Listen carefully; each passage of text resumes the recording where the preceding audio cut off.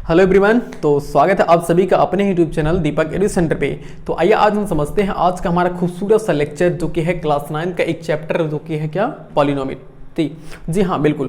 तो आज हम क्या करेंगे, पॉलिनोमियल के कॉन्सेप्ट को एकदम अच्छे से क्लियर करेंगे, ठीक है ना। और बता दें ये पॉलिनोमियल एक तरह से कह लो तो अलजेब्रा के एकदम बेसिक है, यानी कि अलजेब्रा अगर हमें समझना है तो हमें पॉलिनोमियल समझ में आना चाहिए, क्योंकि अलजेब्रा पॉलिनोमियल से ही स्टार्ट होता है, ठीक है ना।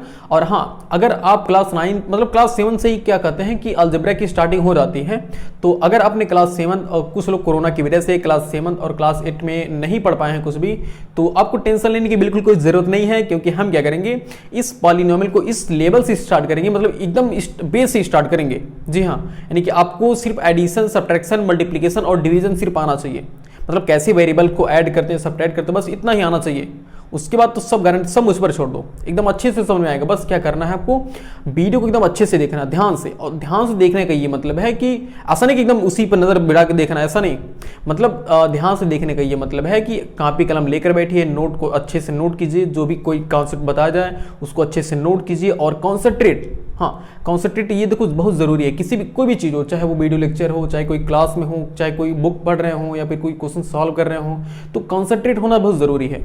यानी कि सभी अपने जितने भी डिस्टर्बेंस हैं उन सबको हटाओ, एकदम अच्छे से वीडियो को देखो और नोट एकदम अच्छे से, एक नोट रखो, एक पेन रखो अच्छे से, उसके बाद नोट अच्छे से बनाओ, अच्छे से बनाओ, ठीक है ना। कॉन्सेंट्रेट जरूरी है। हाँ, मेरा पूरा दावा है अगर आप कॉन्सेंट्रेट होकर वीडियो को देखते हैं तो कंप्लीट एकदम, मतलब मेरा दावा ये है कि आपको लास्ट तक पूरा पॉलिनोमियल के बारे में कोई कंफ्यूजन नहीं रहेगा। अगर आपने 7 8 बिल्कुल नहीं पढ़ा है, पॉलिनोमियल के बारे में कुछ भी नहीं पढ़ा है, तो भी कोई टेंशन की बात नहीं है, ठीक है ना। तो चलिए वीडियो को स्टार्ट करते हैं। देखिए पहला हमारे लेक्चर को स्टार्ट करते हैं एकदम अच्छे से। तो पहला है पॉलिनोमियल। देखिए पॉलिनोमियल को समझने से पहले हमें समझना पड़ेगा कांस्टेंट समझना पड़ेगा और वेरिएबल समझना पड़ेगा। अब ये कौन सी बात हुई सर, आप तो कह रहे हैं कि हमें पॉलिनोमियल पढ़ाएंगे, आप कांस्टेंट और वेरिएबल पढ़ा रहे हैं। अरे यार ये समझो, अगर मान लो किसी राजा के पास पहुंचना है तो क्या डायरेक्ट ऐसे राजा के पास पहुंच जाओगे? पहले उसको कुछ सैनिकों से मिलना पड़ेगा, फिर कुछ वजीरों से परमिशन लेनी पड़ेगी, उसके बाद मंत्री के पास जाएगा, फिर उसके बाद परमिशन, कई मतलब 3-4 जगह के बाद तब हम क्या करते हैं, राजा के पास पहुंचते हैं।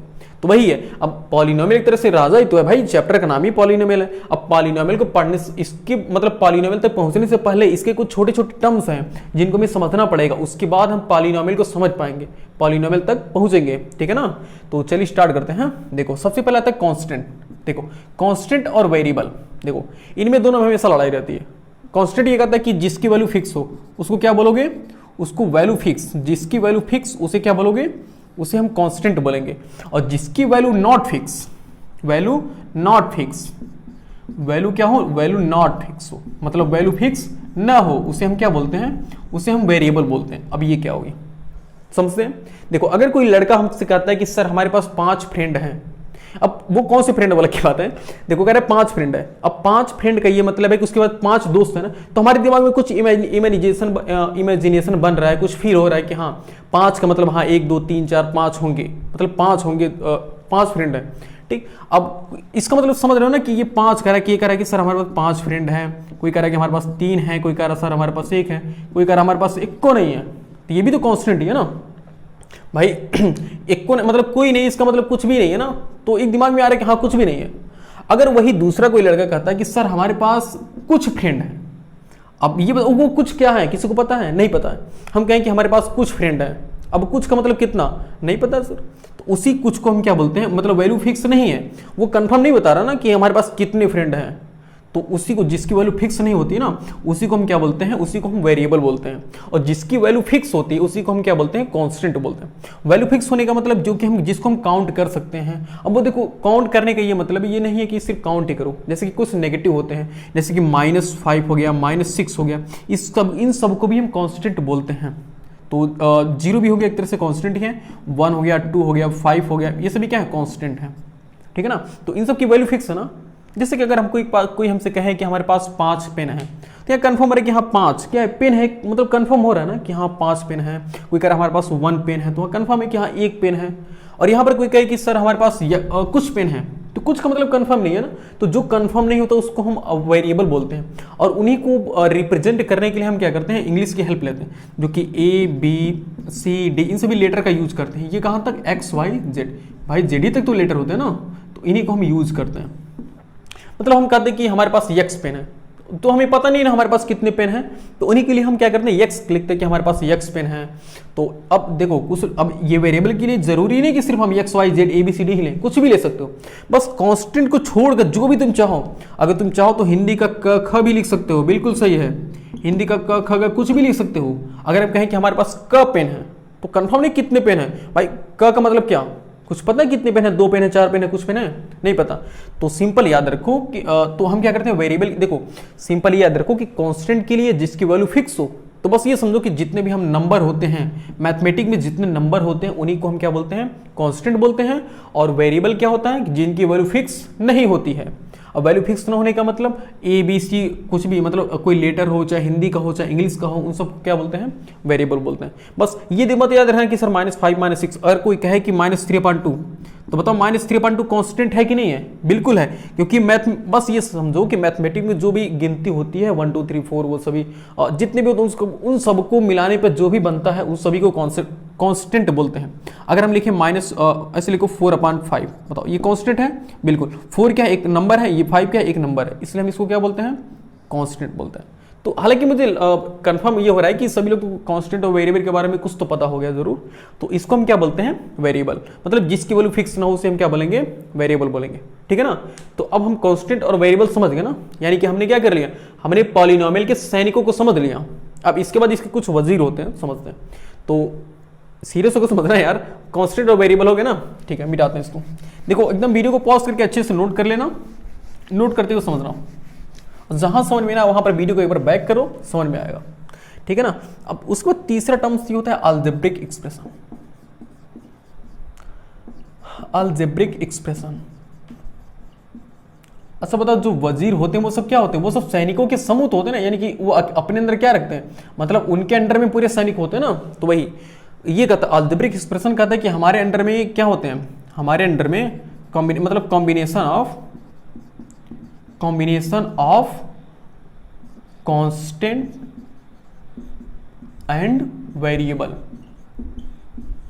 अब देखो ये अलजेब्रिक एक्सप्रेशन ये कहता है कि हमारे अंडर में कांस्टेंट और वेरिएबल दोनों होते हैं, मतलब अलजेब्रिक एक्सप्रेशन हम उसे बोलते हैं, यानी कि combination of constant and variable. Constant और वेरिएबल के कॉम्बिनेशन को ही हम क्या बोलते हैं अलजेब्रिक एक्सप्रेशन बोलते हैं, समझते हैं।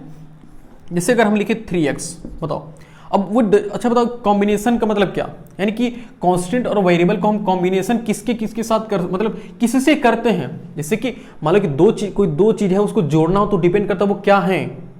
अगर मान लो कि एक वेरिएबल है, जैसे कि एक लोहा है दूसरा आयरन, मतलब दोनों लोहा है, तो लोहे को लोहे से कैसे जोड़ा जाएगा, बिल्डिंग करके जोड़ा जाएगा ना।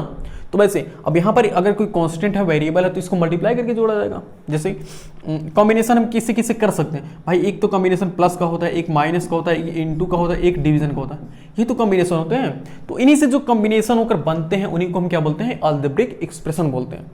देखते हैं जैसे कि बस ये याद रखो कांस्टेंट और वेरिएबल इन्हीं दोनों के कॉम्बिनेशन को, वो चाहे जैसे हो, चाहे प्लस से कॉम्बिनेशन हो जुड़े हो, चाहे माइनस से, चाहे इनटू से, चाहे डिवीजन से। देखो प्लस से अगर हम ऐसे लिखे 3x + x, देखो 3 + x, तो क्या ये अलजेब्रिक एक्सप्रेशन है कि नहीं है, बिल्कुल है, क्योंकि देखो कांस्टेंट वेरिएबल दोनों जुड़े हुए ना, कॉम्बिनेशन है मतलब कंबाइन है, हो गया अलजेब्रिक एक्सप्रेशन। माइनस में चेक कर लो, अगर 5x - 2 कर लो, देखो ये है अलजेब्रिक एक्सप्रेशन है कि नहीं, बिल्कुल। एक कांस्टेंट, मतलब ये चेक कर लो कांस्टेंट और वेरिएबल होने चाहिए, ठीक है ना। ओके अब ऐसे लिख लो, अगर कोई कहे कि सिर्फ x ऐसे लिख लो, बताओ ये है कि नहीं, बताओ ये अलजेब्रिक एक्सप्रेशन है कि नहीं, बिल्कुल है। क्यों, क्योंकि हम जानते हैं कि किसी भी वेरिएबल के सामने 1 छिपा होता है, ठीक है ना। तो जब 1 छिपा है इसका मतलब 1 क्या होता है, 1 कांस्टेंट होता है, और x क्या है वेरिएबल, यानी एक कांस्टेंट एक वेरिएबल, सेटिस्फाई हो गया, ठीक। और देखो इनटू वाला कोई समझ लो, मतलब 5x × 2, बताओ ये अलजेब्रिक एक्सप्रेशन है कि नहीं है, बिल्कुल। देखो 5x क्या है, मतलब 5 एक कांस्टेंट है, x क्या वेरिएबल है, 2 कांस्टेंट है। अगर इसको, वो अलग की बात है, अगर सॉल्व करने पर सर 10x आएगा, तो 10x भी तो एक क्या अलजेब्रिक एक्सप्रेशन है कि नहीं है, बिल्कुल है। अभी अलजेब्रिक एक्सप्रेशन कितना भी बड़ा हो सकता है, कितना भी छोटा हो सकता है, उससे कोई प्रॉब्लम नहीं है। और अगर डिवीजन वाले से देख लो, मान लो 7x / y, बताओ ये भी अलजेब्रिक एक्सप्रेशन है कि नहीं, बिल्कुल है।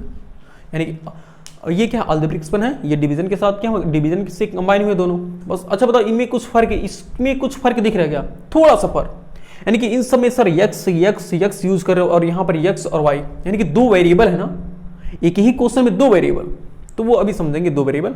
तो समझ गए ना अलजेब्रिक एक्सप्रेशन क्या होते हैं, यानी कि कांस्टेंट और वेरिएबल को एक दूसरे के साथ कंबाइन करके लिखने को ही हम क्या बोलते हैं, अलजेब्रिक एक्सप्रेशन बोलते हैं। अब देखो हमने ऐसे लिख दिया, कंबाइन किया है ना 3 + x 5x - 2x जो भी है, ये सबको हम क्या बोलते हैं, क्या बोलते हैं, अलजेब्रिक एक्सप्रेशन बोलते हैं। ठीक है ना, तो ये भी नोट कर लीजिए, उसके बाद मिटाते हैं। तो ये हो गया, हमने समझ लिया अलजेब्रिक एक्सप्रेशन। ठीक है, और इसी में देखो ऐसे लिखते हैं, एक लिखते हैं अलजेब्रिक एक्सप्रेशन 5x - 2। बताओ ये अलजेब्रिक एक्सप्रेशन है कि नहीं है। अब इसी में एक और टर्म्स आता है कोफिशिएंट, ये थोड़ा ये भी अच्छा टर्म्स है कोफिशिएंट। अगर हिंदी में देखा जाए ना तो कोफिशिएंट का मतलब होता है गुणांक।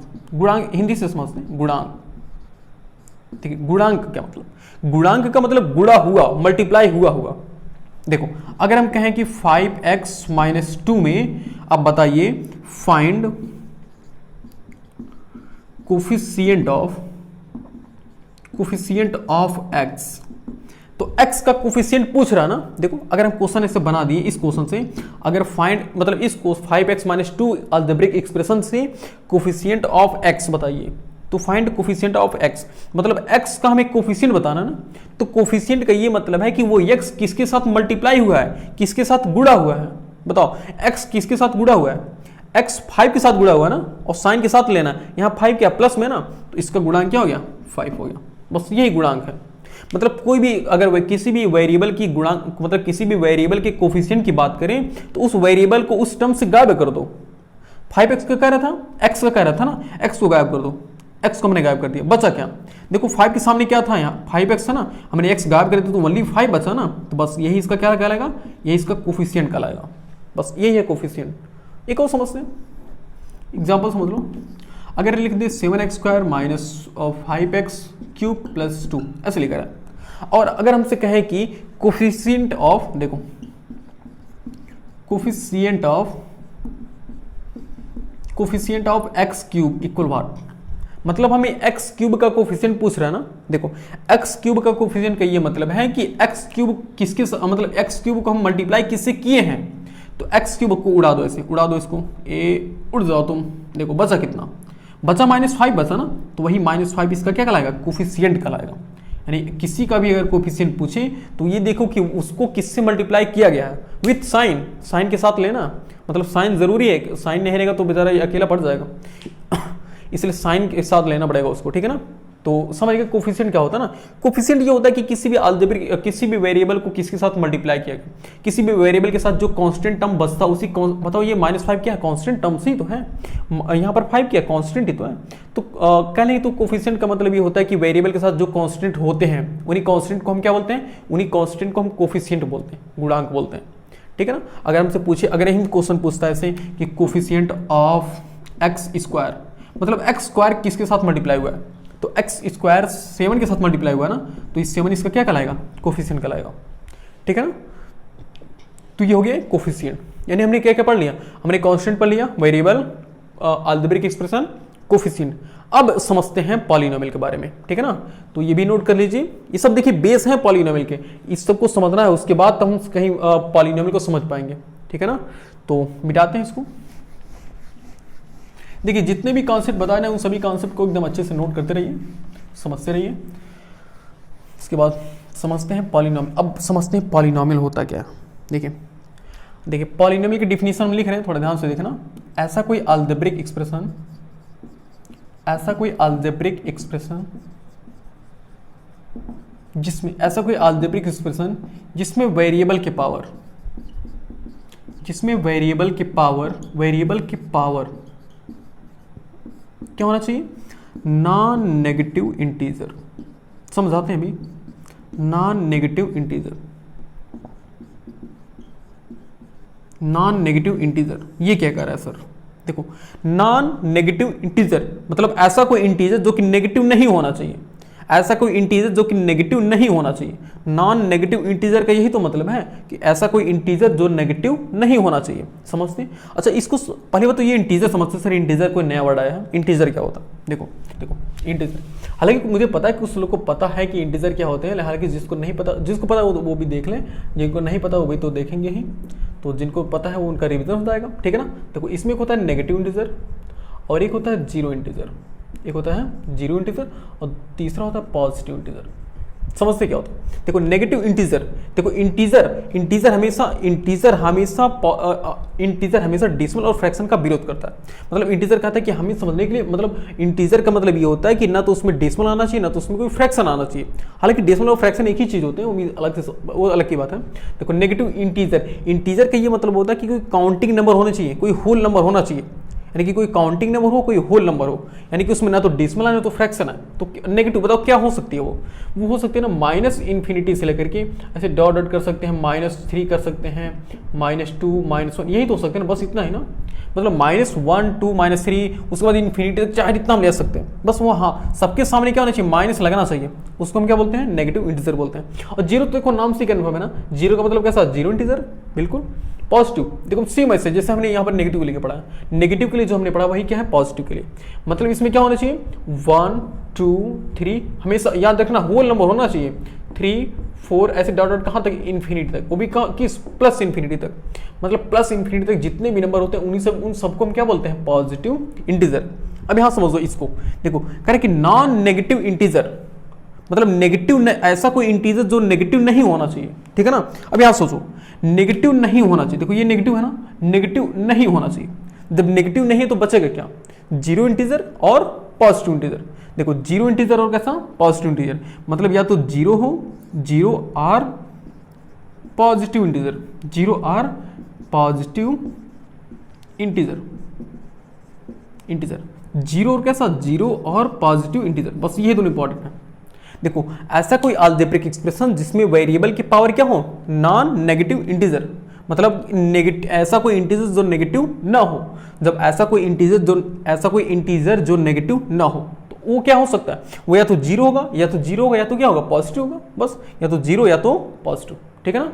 अभी समझते हैं, एग्जाम्पल को समझते हैं, थोड़ा मतलब कॉन्सेंट्रेट होकर समझो, एग्जाम्पल से समझते हैं अच्छे से, कोई प्रॉब्लम नहीं होगी, ठीक है ना। तो एक एग्जाम्पल समझते हैं यहाँ पे। देखो हमारे पास एक एग्जांपल है, मान लो हमने लिख दिया जैसे 5x²। बताओ ये क्या पॉलिनोमियल है कि नहीं?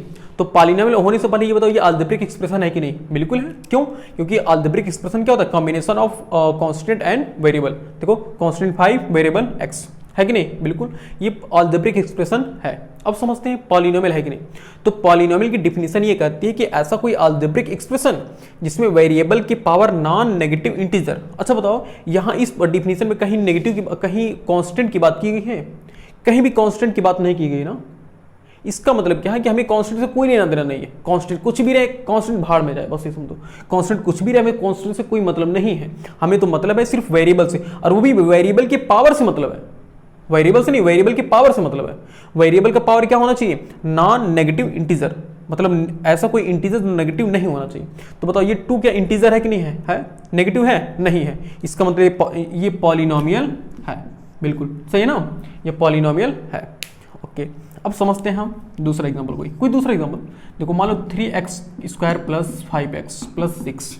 बताओ ये क्या अलजेब्रिक एक्सप्रेशन है कि नहीं? पहले ये चेक करते हैं। देखो अलजेब्रिक एक्सप्रेशन का मतलब क्या? कोई कांस्टेंट हो, कोई वेरिएबल हो। हाँ 3 कांस्टेंट है, x वेरिएबल है, 5 कांस्टेंट है, x वेरिएबल है, सही है बिल्कुल। अब ये हो या ना हो से कोई मतलब नहीं है। मतलब एक ही अगर कांस्टेंट हो और एक ही वेरिएबल हो तभी भी उसको हम अलजेब्रिक एक्सप्रेशन बोल सकते हैं।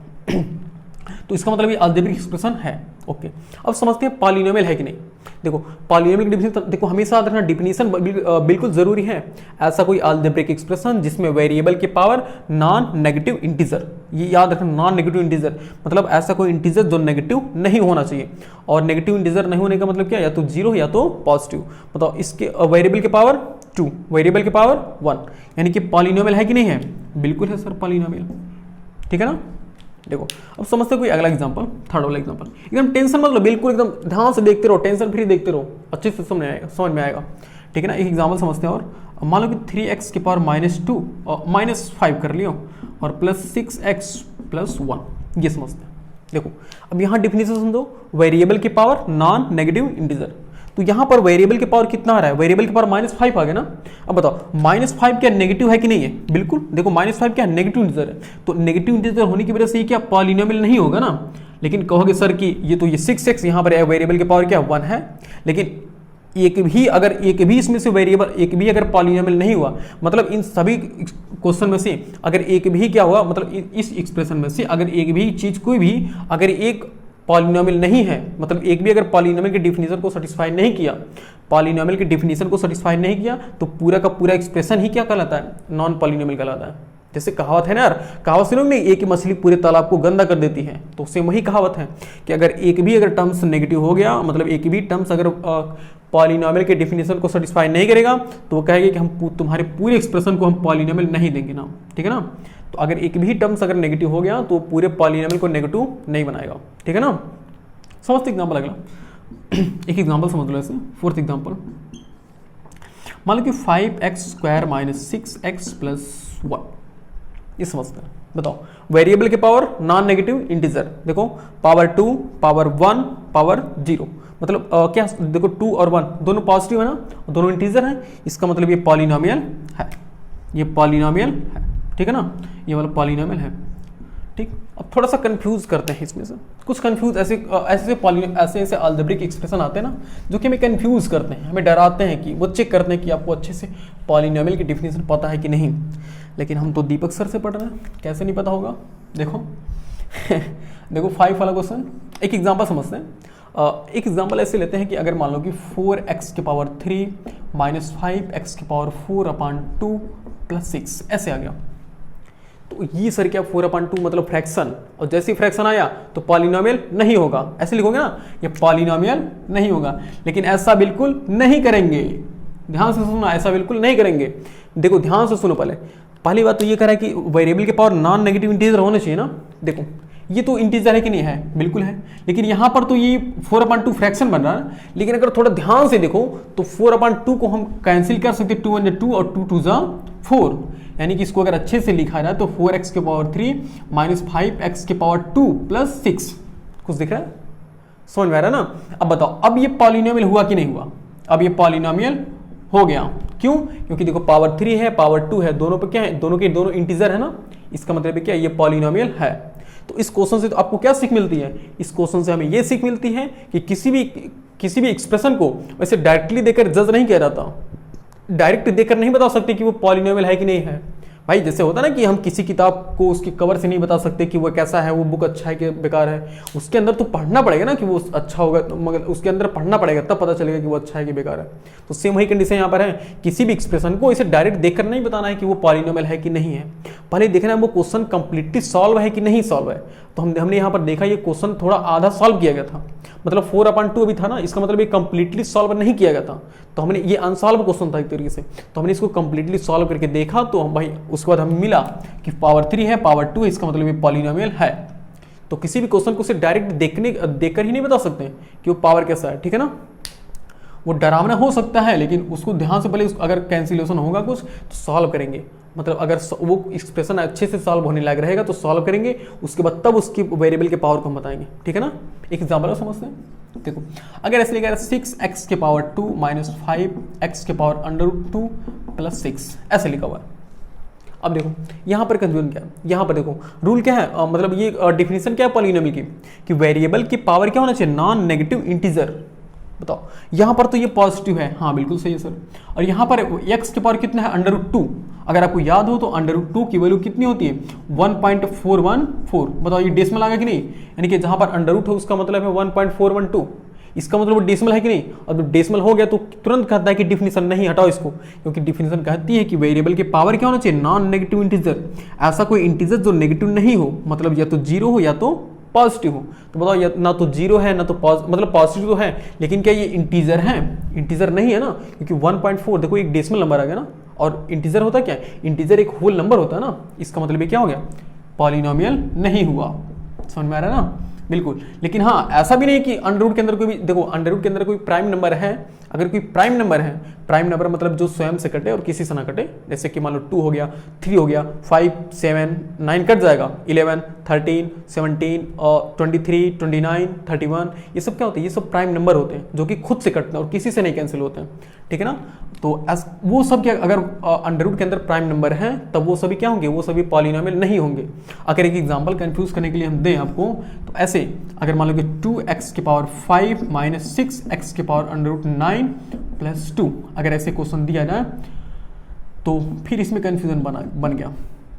देखो अंडर रूट 9, अब कोई अगर बच्चा डायरेक्ट इसको देखा, मतलब कोई अगर स्टूडेंट इसको डायरेक्ट देखे तो कहेगी सर ये तो अंडर रूट के अंदर है, पॉलिनोमियल नहीं है, हटाओ इसे। लेकिन ऐसा बिल्कुल नहीं है, क्योंकि अगर ध्यान से सॉल्व करो तो ये 2x की पावर 5 हो गया माइनस ये 6x की पावर अंडर रूट 9, और हम जानते हैं कि अंडर रूट 9 को हम क्या लिख सकते हैं, अंडर रूट 9 को हम लिख सकते हैं अंडर रूट 3 इंटू 3। अब इसका रूट ये कहता है कि अगर हमारे अंदर हो तो एक पेयर बनाओ, उसके बाद तुम यहाँ से निकल जाओ, तो इसका एक पेयर बन गया, इसको बाहर निकाल दो, यानी कि हो गया 3। यानी कि अंडर रूट 9 की एक्चुअल में वैल्यू 3 होती है। इसका मतलब भी जहां पर अंडर रूट 9 लिखा हुआ है वहां पर हम 3 लिखेंगे और प्लस 2 करेंगे। अब बताओ, अब ये पॉलिनोमियल बना कि नहीं बना? बिल्कुल बना सर। पावर 5 है, पावर 3 है, दोनों प्लस में है, दोनों इंटीजर हैं, इसका मतलब ये पॉलिनोमियल है। तो रिमेंबर, हमेशा याद रखना कि किसी भी एक्सप्रेशन को डायरेक्टली देखकर नहीं बता सकते कि वो पॉलिनोमियल है कि नहीं है। पहले चेक करेंगे कि वो सॉल्व होने लायक है कि नहीं है। अगर सॉल्व होने लायक होगा तो उसको सॉल्व करके हम अच्छे से बना देंगे, उसके बाद तब बताएंगे कि वो पॉलिनोमियल है कि नहीं है। कुछ और एग्जांपल से समझते हैं, अभी आपको कंफ्यूज करते हैं, इसको मिटा दे रहे हैं। मतलब आप क्या करिए, वीडियो को पॉज करिए, ये सब नोट करते रहिएगा एग्जाम्पल, ठीक है ना। इंपॉर्टेंट एग्जाम्पल है, ऐसे कंफ्यूज करेंगे आपको। देखो कुछ और एग्जाम्पल समझते हैं। मान लो ऐसे, अगर एग्जाम्पल एक ऐसे आ गया कि एक्स स्क्वायर माइनस 5 माइनस 1 अपान एक्स 2 अपान कर लो 2 अपान एक्स के पावर 3 माइनस 5, ऐसे। तो फिर यहाँ पर कोई अगर स्टूडेंट डायरेक्ट देखेगा तो कहेगा सर ये तो पॉलिनोमियल है। बिल्कुल, क्योंकि पावर 2 है, पावर 3 है, दोनों प्लस में है, दोनों इंटीजर हैं, हाँ सही है। लेकिन अगर थोड़ा सा और ध्यान से कोई स्टूडेंट देखेगा तो वहाँ पर उसको दिमाग में आएगा कि हमने क्लास 8 में एक्सपोनेंट और पावर पढ़ा था, उसमें हमने एक रूल पढ़ा था, अगर किसी भी डिनोमिनेटर को हम न्यूमिनेटर में ले जाते हैं तो उसमें जो पावर होती है उस पावर के साइन को हम चेंज कर लेते हैं, ठीक है ना। समझो कि जब भी किसी भी फ्रैक्शन से अगर हम डिनोमिनेटर को नीचे से मतलब डिनोमिनेटर नीचे ही रहता है, डिनोमिनेटर को अगर हम न्यूमिनेटर में ले जाते हैं तो उसके पावर का साइन चेंज हो जाता है। तो अब पावर के साथ जब ये नीचे से ऊपर जाएगा ना तो इसका स्वागत तो होगा ही भाई। तो स्वागत इसका कौन करेगा? स्वागत 2 करेगा, वो भी किसके साथ? वो भी इनटू साइन के साथ इसका स्वागत किया जाएगा। बिल्कुल, इसका स्वागत इनटू साइन के साथ किया जाएगा। और जब पावर एक्स के पावर 3 ऊपर जाएगा तो एक्स के पावर -3 बन जाएगा और -5 ये होता है। बस याद रखो कि कोई भी चीज़ अगर नीचे से ऊपर जाती है तो वो अपने साइन को अपने पावर के साइन को चेंज कर लेती है। तो पावर 3 है और प्लस में था तो पावर क्या हो गया? माइनस में हो गया। अब देखो, अब यहाँ पर जो नेगेटिव आ गया ना, बताओ। अच्छा ये देखो, ये 2 से मल्टीप्लाई कर लो तो एक्स स्क्वायर, अब इसको मल्टीप्लाई कराओगे तो 2x के पावर -3 हो गया ना और -5। अब बताओ, अब जो हमें इसको सॉल्व करने के बाद जो आया वो देखो, वो पॉलिनोमियल है कि नहीं है? देखो पावर 2 प्लस में है, इंटीजर है, सही बात है। पावर देखो 3 माइनस में देखो नेगेटिव आ गया ना, लेकिन ये कह रहा है कि नॉन नेगेटिव, नेगेटिव नहीं होना चाहिए। इसका मतलब नेगेटिव है ना, तो नेगेटिव का मतलब क्या है? नॉट पॉलिनोमियल, ये पॉलिनोमियल नहीं होगा। समझ में आ रहा है कुछ? यानी कि हमेशा देखो बात यही कह रहे हैं कि कॉन्सेंट्रेट होकर समझना है किसी चीज को, ठीक है ना। मतलब ऐसे नहीं कि डायरेक्ट बता देना है, सोच कर, पहले सोच कर लगाना क्वेश्चन को, सोच के बताना है कि हाँ पहले ये देख लो कि कुछ सॉल्व होने लायक है कि नहीं है। ऐसे डायरेक्ट देखकर नहीं बताएंगे, ठीक है ना। एक एग्जाम्पल और समझते हैं, इन एग्जाम्पल को आप नोट कर लीजिए, इंपॉर्टेंट एग्जाम्पल है, इसको नोट कर लीजिए, फिर हम और समझाते हैं। देखो 2-3 एक दो और समझते हैं, उसके बाद आगे देखते हैं कुछ। बस टेंशन फ्री देखते रहो यार, डिपेंड ऑन मी, मतलब सब हमारे ऊपर डिपेंड छोड़ दो, हम तुमको समझाएंगे, एकदम गारंटी मेरी है। बस एकदम ध्यान, हाँ लेकिन रिमेंबर तुम्हें ध्यान देना होगा। ध्यान देने का ये मतलब है कि अपने एकदम कॉन्सेंट्रेट होने का मतलब, अब कहोगे सर बार बार कॉन्सेंट्रेट, देखो कॉन्सेंट्रेट का ये मतलब होता है कि किसी चीज़ को, ये मतलब नहीं होता कि किसी चीज़ को बस पढ़ लो, कॉन्सेंट्रेट का कुछ मतलब नहीं पता। ऐसा कुछ पढ़, मतलब कोई कहता है ना कि देखो कॉन्सेंट्रेट का ये मतलब होता है, कोई कहता है कि सर हम 10 घंटा पढ़ाई करते हैं, कोई कहता है हम 5 घंटा पढ़ाई करते हैं, कोई कहता है सर हम 1 ही घंटा पढ़ाई करते हैं। अब जो 10 घंटा वाला रहेगा ना वो कहेगा सर हमको समझ भी नहीं आता है, जो 2 घंटा वाला रहेगा वो कहेगा हमको समझ में आता है। तो दोनों में फर्क क्या है? दोनों में फर्क सिर्फ कॉन्सेंट्रेट का है। जो 10 घंटा वाला है ना वो कॉन्सेंट्रेट होकर नहीं पढ़ाई करता है, और जो 2 घंटा वाला होता है ना वो 2 घंटा कॉन्सेंट्रेट होकर अच्छी तरीके से पढ़ाई करता है। अब 10 घंटा वाला ऐसे बुक लिया रहेगा, फिर सोच रहे, मतलब ऐसे बुक सामने रखेगा, फिर सोचेगा अरे यार कल तो स्कूल हमें कहते क्या मजा आ रहा था, अरे क्या मजा आ रहा था यार। अब देखो, अब वो मतलब वो बुक तो देख रहा है लेकिन उसका दिमाग कहाँ? दिमाग कॉन्सेंट्रेट नहीं है, मतलब दिमाग को एक जगह फोकस नहीं किया। वो बुक तो सामने है लेकिन वो पढ़ने का नाटक जैसा कर रहा है ना कि भाई यहाँ पर है, फिर वो कल हम रास्ते में आ रहा था तो वो मिली थी, उसके बाद ये बात हुई, वो बात हुई, फालतू चीज़। मतलब दिमाग ऐसी बुक सामने रहेगा, फिर दिमाग में कुछ और चलता रहेगा, दिमाग में कोई मूवी का नाम, मतलब कोई मूवी की सीन आती, मतलब याद आएगी, कोई मोमेंट याद आएगा बार बार, तो उसी कॉन्सेंट्रेट नहीं करते। कॉन्सेंट्रेट का ये मतलब होता है कि सब कुछ जब पढ़ाई करो ना, तो सब कुछ जितनी भी तुम्हारे दिमाग में टेंशन है उन सबको साइड में रखो, उन सबको एकदम हटा दो दिमाग से। बस तुम्हारा मतलब ये होना चाहिए कि हम यहाँ पर बैठे हैं तो सिर्फ पढ़ाई के लिए, बस हमारे दिमाग में पढ़ाई के सब कुछ नहीं आना चाहिए, ऐसा सोचना चाहिए। और जो 2 घंटे वाला होता है ना, वो 2 ही घंटे पढ़ता है, वो 2 घंटे पढ़ के 2 घंटे वाला ना 10 घंटे वाले के बराबर पढ़ता है। क्योंकि 2 घंटे वाला 2 घंटे जो पढ़ता है ना, वो 2 घंटे एकदम कंसंट्रेट होकर पढ़ता है। वो समझता है कि वो 2 घंटा जो हमने यहाँ पर मिला हुआ है, वो 2 घंटे सिर्फ पढ़ाई के लिए मिला हुआ है और किसी के लिए नहीं। तो ऐसा नहीं कि वो नाटक करता है, वो बिल्कुल एकदम कंसंट्रेट होकर पढ़ाई करता है। कहने का मतलब अपने सभी माइंड को फोकस करके बस उसी पढ़ाई पर लगाता है। तो मैं रिकमेंड यही करूँगा कि अगर आपको 10 घंटे नाटक वाला पढ़ने से अच्छा ये है कि 2 घंटे तक कंसंट्रेट होकर पढ़ो। देखो जो टॉपर होते हैं ना, वो डिपेंड ये नहीं करता कि आप कितने घंटे पढ़ाई करते हैं, डिपेंड ये करता है कि आप कितना कंसंट्रेट होकर पढ़ाई करते हैं। ठीक है, तो वही बात है, कंसंट्रेट होकर पढ़ाई करो। ठीक है, तो कहाँ पर थे हम? हाँ, अगला एग्जाम्पल कौन सा एग्जाम्पल था? जो भी 7, 8 मतलब 9 मान लेते हैं, मान लें हमने 8 एग्जाम्पल दिया था। ठीक, अगला समझते हैं। कोई एक एग्जाम्पल अगर मान लो ऐसे है कि 6x के पावर 2 माइनस √7 x के पावर 3 माइनस 1। देखो अब यहाँ पर देखो थोड़ा सा डरावना लग रहा है ना कि √7 आ गया, लेकिन 7 आने से हमें कुछ फर्क नहीं पड़ता, क्योंकि पॉलिनोमियल की डिफिनीशन कहीं पर भी कांस्टेंट के बारे में कोई बात नहीं करती है। कांस्टेंट कहती कि कांस्टेंट तुम बाहर में जाओ, हमें कांस्टेंट से कोई मतलब नहीं है। कांस्टेंट कुछ भी रहे, कांस्टेंट चाहे जहाँ रहे, मुझसे कोई मतलब नहीं है। हमें मतलब है तो सिर्फ वेरिएबल के पावर से। पॉलिनोमियल क्या कहता है? हमें मतलब है वेरिएबल के पावर से। अगर वेरिएबल का पावर पॉजिटिव है, इंटीजर है, या तो 0 है, नेगेटिव नहीं होना चाहिए, उसके बाद हम उसको पॉलिनोमियल नाम दे देंगे। बताओ, वेरिएबल के पावर 2 पॉजिटिव है, इंटीजर है, हाँ। वेरिएबल के पावर 3 पॉजिटिव है, इंटीजर है, हाँ, ये पॉलिनोमियल है। और 1 तो है ही ना, क्योंकि इसके पावर कितना है? 0, कुछ नहीं है, तो 0 भी तो क्या एक पॉलिनोमियल है। इसका मतलब वो क्या? पॉलिनोमियल है। ठीक है ना? तो कहने का ये मतलब है कि बस ये याद रखना कि वेरिएबल के पावर क्या होना चाहिए? वेरिएबल के पावर नॉन नेगेटिव इंटीजर, मतलब इंटीजर होना चाहिए। मतलब इंटीजर, ऐसा कोई इंटीजर जो कि नेगेटिव नहीं होना चाहिए। ठीक है ना? तो आई होप आपको समझ में आ गया होगा कि पॉलिनोमियल एक्चुअल में होता क्या है। ठीक है ना? तो इसको नोट कर लीजिए, फिर इसको मिटाते हैं और फिर अगला टॉपिक समझते हैं।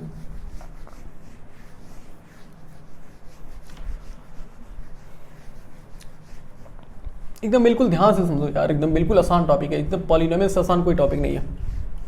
कोई भी चीज़ कठिन नहीं होती है, बस हमारा माइंड उसे कठिन बना देता है। हम जितना कठिन सोचेंगे उतना कठिन वो बन जाता है ऑटोमेटिक। देखो पॉलिनोमियल, अच्छा कुछ एग्जांपल लिखते हैं। बताओ, अगर हम लिखे 3x², बताओ ये पॉलिनोमियल है कि नहीं है? बिल्कुल है। एक एग्जांपल और लिखते हैं, मतलब 5x - 2y, बताओ ये पॉलिनोमियल है कि नहीं है? बिल्कुल है सर। क्यों? क्योंकि वेरिएबल की पावर 1, वेरिएबल की पावर 1 दोनों पॉजिटिव है, इंटीजर है, हाँ सही है। और एग्जांपल और 3x² - 5x + 6। एक और एग्जांपल लेते हैं, ये भी पॉलिनोमियल है ना? बिल्कुल है। एक और एग्जांपल लेते हैं, और 5x⁵ - 3x² + 5, ये भी पॉलिनोमियल है। और एक और एग्जांपल लेते हैं, 3x² - 5y² + 2, देखो ये पॉलिनोमियल लेते हैं। अच्छा कुछ इसमें बताओ, ये सभी के सभी पॉलिनोमियल है कि नहीं? बिल्कुल है। अच्छा देखो इसमें ये देखो थोड़ा छोटा लग रहा है, छोटा पॉलिनोमियल, ये बड़ा पॉलिनोमियल, ये उससे बड़ा पॉलिनोमियल, ये उससे भी बड़ा पॉलिनोमियल, मतलब कुछ बड़ा बड़ा पॉलिनोमियल दिख रहा है ना, कुछ छोटा है, बड़ा है, फिर बड़ा है। अच्छा ये भी पॉलिनोमियल है, ये भी पॉलिनोमियल, मतलब सबके सब पॉलिनोमियल है, लेकिन इसमें कुछ डिफरेंस लग रहा है क्या?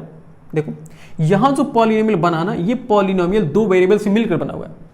एक वेरिएबल x है, दूसरा वेरिएबल क्या है? y है। यानी कि इसको हम बोल सकते हैं कि ये जो पॉलिनोमियल है, पॉलिनोमियल, ये पॉलिनोमियल इन 2 वेरिएबल है। इन कितना है? इन 2 वेरिएबल है। बताओ सही है ना? ये पॉलिनोमियल कितना 2 वेरिएबल का है कि नहीं? 2 वेरिएबल कहने का ये मतलब है कि 2 टाइप के वेरिएबल हैं, एक x टाइप का और दूसरा y टाइप का। और ये देखो इसमें भी तो 2 वेरिएबल है, लेकिन दोनों सेम टाइप के ना, इसलिए इसको हम पॉलिनोमियल इन 1 वेरिएबल कहेंगे, मतलब एक वेरिएबल वाला पॉलिनोमियल। तो इसको हम क्या बोलते हैं? पॉलिनोमियल इन 1 वेरिएबल, इन 1 वेरिएबल, मतलब ऐसा कोई पॉलिनोमियल जो कि एक वेरिएबल यूज करके बनाया गया है। देखो यहाँ पर दोनों सेम वेरिएबल है ना, ये भी x है, ये भी x है, यानी कि पॉलिनोमियल इन 1 वेरिएबल है। और ये क्या है? ये पॉलिनोमियल इन 1 वेरिएबल है। और ये क्या है? पॉलिनोमियल इन 2 वेरिएबल। तो हमें क्या करना है, हमें इस क्लास में क्या करना है, पॉलिनोमियल इन वन वेरिएबल के ही बारे में पढ़ना है। मतलब जो भी पॉलिनोमियल के बारे में पढ़ना है वो सभी वन वेरिएबल के बारे में ही पढ़ना है ज़्यादा से ज़्यादा, ठीक है ना। तो कभी कभी ऐसा क्वेश्चन आ जाता है कि बताओ कौन सा पॉलिनोमियल इन टू वेरिएबल है, कौन सा पॉलिनोमियल इन वन वेरिएबल है। तो जिसमें एक टाइप के वेरिएबल यूज हो रहेंगे उसको हम वन वेरिएबल वाला पॉलिनोमियल बोलेंगे, और जिसमें दो टाइप के वेरिएबल यूज हुए रहेंगे उसको हम टू वेरिएबल वाला पॉलिनोमियल बोलेंगे, ठीक है ना। तो उसको हम क्या बोलेंगे, दो वेरिएबल वाला पॉलिनोमियल बोलेंगे, ठीक है। समझ गए ना पॉलिनोम ऑफ वेरिएबल क्या होते हैं। ओके, ये छोटी छोटी टर्म्स है जो कि कभी कभी क्वेश्चन में कंफ्यूज कर देते हैं, तो इनको भी नोट कर लीजिए। अच्छा बताओ ये क्या है, ये क्या है, ये पॉलिनोमियल इन वन वेरिएबल वाला है ना, और ये क्या है, ये भी पॉलिनोमियल इन वन वेरिएबल, ये भी है वन वेरिएबल वाला है। और ये क्या है, ये टू वेरिएबल वाला है ना, ये है वन वेरिएबल वाला, और ये है टू वेरिएबल वाला, ठीक है ना। ऐसे सबके सामने लिख लेना ऐसे, ठीक। तो इसको भी नोट कर लीजिए और उसके बाद फिर अगला समझते हैं, ठीक है। नोट कर लीजिए। तो देखिए अब तक हमने क्या समझा, हमने पॉलिनोमियल तो समझ लिया कि पॉलिनोमियल क्या होता है। अब पॉलिनोमियल के बाद एक आती है डिग्री। भाई पॉलिनोमियल है तो उसके कुछ सेवक भी रहेंगे ना, उसके कुछ चमचे समझते मतलब कुछ मंत्री रहेंगे। तो एक मंत्री इसमें है, इसमें एक आता है टर्म। समझते हैं टर्म क्या होता है, समझते हैं टर्म क्या होता है। देखो अगर हम एक कोई पॉलिनोमियल लिखते हैं ऐसे 3x² + 5x + 6, बताओ ये पॉलिनोमियल है कि नहीं है। बिल्कुल है सर पॉलिनोमियल। देखो टर्म ये कहती है कि प्लस और माइनस के कॉम्बिनेशन से जितने भी प्लस और माइनस के जितने भी कॉम्बिनेशन बन सकते हैं उनके बीच में जो होता है उसी को हम एक टर्म बोलते हैं। पहली बात समझते हैं। अच्छा पहले ये बताओ तो प्लस और माइनस के कॉम्बिनेशन, प्लस और माइनस का हम कितना कॉम्बिनेशन बना सकते हैं। देखो एक प्लस हो सकता है, दूसरा माइनस हो सकता है, एक माइनस दूसरा प्लस हो सकता है, या फिर दोनों माइनस हो सकते हैं, या फिर दोनों प्लस हो सकते हैं, ऐसा हो सकता है ना। तो देखो डिफिनेशन क्या करिए, टर्म की डिफिनेशन क्या होती है। देखो टर्म की डिफिनेशन ये होती है कि एक प्लस मतलब प्लस और माइनस के बीच, प्लस और माइनस से जितने भी कॉम्बिनेशन बनते हैं उनके बीच में जो होता है इसी को हम एक टर्म बोलते हैं। समझते हैं। देखो ये यहाँ, अच्छा यहाँ कौन सा साइन छिपा हुआ होता है, प्लस, यहाँ प्लस। देखो इन दोनों प्लस के बीच में जो ये लिखा हुआ है इसी को हम एक टर्म बोलते हैं। क्या बोलते हैं, एक टर्म बोलते हैं। बिल्कुल सर सही, उसी को हम क्या बोलते हैं, एक टर्म बोलते हैं। यहाँ भी देखो प्लस और प्लस, इसके बीच में जो लिखा हुआ इसी को हम क्या बोलते हैं, एक टर्म बोलते हैं। और यहाँ जो 6, देखो 6 अकेला बच गया ना, इसको भी एक टर्म बोलते हैं। यानी कि इन्हीं तीन को हम क्या बोलते हैं, इन्हीं को हम टर्म बोलते हैं। समझ रहे हो नहीं, यानी कि ऐसा अगर कोई पॉलिनोमियल हमें लिखा हुआ मिलेगा तो हम क्या करेंगे, हम ये चेक करेंगे कि प्लस और माइनस के कॉम्बिनेशन, देखो इंटू डिवीजन को निकाल देना यहाँ से, इंटू डिवीजन यहाँ पर नहीं आना चाहिए बिल्कुल भी। मतलब अगर इंटू डिवीजन रहेगा तो हमें उससे कोई मतलब नहीं है, वो आए चाहे ना आए हमें कोई फर्क पड़ने वाला नहीं है। बस हाँ प्लस और माइनस प्लस माइनस प्लस, यानी कि इस माइनस और प्लस के से जितने भी कॉम्बिनेशन बनते हैं, जितने भी इनके संबंध होते हैं, यानी कि माइनस प्लस माइनस, तो इनके बीच में जो लिखा हुआ आएगा ना उसी को हम एक टर्म बोलते हैं, जैसे यहाँ देखो प्लस और प्लस के बीच में आया था। एक और एग्जाम्पल को समझ लो, मान लो कि 5x³ - 6x + 2। ये देखो हमने क्या बताया है कि प्लस और माइनस की कॉम्बिनेशन के बीच में जो होता है उसी को हम टर्म बोलते हैं ना। देखो यहाँ कौन सा साइन छिपा हुआ, प्लस छिपा हुआ है ना। देखो प्लस और माइनस इसके बीच में एक टर्म है, इसी को एक टर्म बोलते हैं। माइनस और प्लस, देखो माइनस और प्लस एक बीच में है, एक टर्म हो गया। और यहाँ देखो 2 अकेला बच गया ना, ये भी एक टर्म होता है, लास्ट वाला भी। यानी कि देखो इसमें 3 टर्म हो गए कि नहीं हो गए, इसमें ये टर्म कितने हो गए, ये भी टर्म, इसमें कितने टर्म है, 3 टर्म, इसमें भी कितने टर्म है, 3 टर्म। इसी को हम क्या बोलते हैं, इसी को हम टर्म बोलते हैं, टर्म बोलते हैं, ठीक है ना। आर साइलेंट होता है इसमें, इसको हम क्या बोलते हैं, टर्म बोलते हैं। तो आई थिंक समझ गए होंगे कि टर्म क्या होती है। अब देखो ऐसा नहीं कि टर्म्स को फिर ऐसे अगर आंख बंद करके मतलब बता सकते हैं। देखो हमेशा हर जगह थोड़ा सोचना पड़ेगा। देखो अगर कोई क्वेश्चन मान लो थोड़ा सा कंफ्यूज अगर हम करें आपको, अगर हम लिख दें ऐसे कि 6x² - 5x + 2 - 4x, अगर ऐसे लिख दें तो कोई बंदा कहेगा कि सर इसमें तो 4 टर्म्स हैं, देखो 1 2 3 4। लेकिन थोड़ा सा अगर ध्यान से देखो तो ये दोनों सेम हैं, ये क्वेश्चन अनसॉल्व है, आधा सॉल्व किया हुआ क्वेश्चन है। हमेशा याद रखना, किसी भी चाहे पॉलिनोमियल हो, चाहे टर्म होता, जब चाहे पॉलिनोमियल की डेफिनेशन सेटिस्फाई कराना हो, चाहे ये टर्म्स को बताना हो, हमेशा उस क्वेश्चन को सॉल्व कर लो पहले। मतलब अनसॉल्व क्वेश्चन नहीं होना चाहिए, कंप्लीटली सॉल्व होना चाहिए। तो ये देखो ये 6x², ये -5x - 4x दोनों ऐड हो जाएंगे ना, तो सेम साइन है तो ऐड होंगे, तो 5 4 क्या हो गया 9x। सेम साइन ऐड होते हैं और साइन सेम वाला होता है, यानी माइनस माइनस है तो माइनस वाला हो गया, और प्लस 2 बच गया। अब कितने टर्म्स है इसमें, अब है 3 टर्म्स, चेक कर लो। देखो एक टर्म ये है, एक टर्म ये है और दूसरा टर्म ये है, यानी इसमें कितने टर्म है कुल मिला के, इसमें 3 टर्म है ना। देखो इसमें कितने टर्म है, 3 टर्म, ठीक है ना। तो किसी भी क्वेश्चन को डायरेक्टली देख कर जज नहीं करना, पहले इसको देख लो वो कंप्लीटली सॉल्व है कि नहीं सॉल्व है। अगर कंप्लीटली सॉल्व नहीं है तो उसको अच्छे से सॉल्व कर लो, उसके बाद तब उसमें बताओ कितने टर्म्स हैं, ठीक है ना। एक एग्जाम्पल और समझते हैं, आई थिंक लास्ट एग्जाम्पल है। देखो और फोर्थ एग्जाम्पल समझते हैं। देखो अगर हमारे पास कोई एग्जाम्पल ऐसे हैं कि 5x into 2y plus 6 minus 4x, देखो ये अब यहाँ पर देखो, अब यहाँ पर तुम्हें डिफिनीशन याद होनी चाहिए अच्छे से।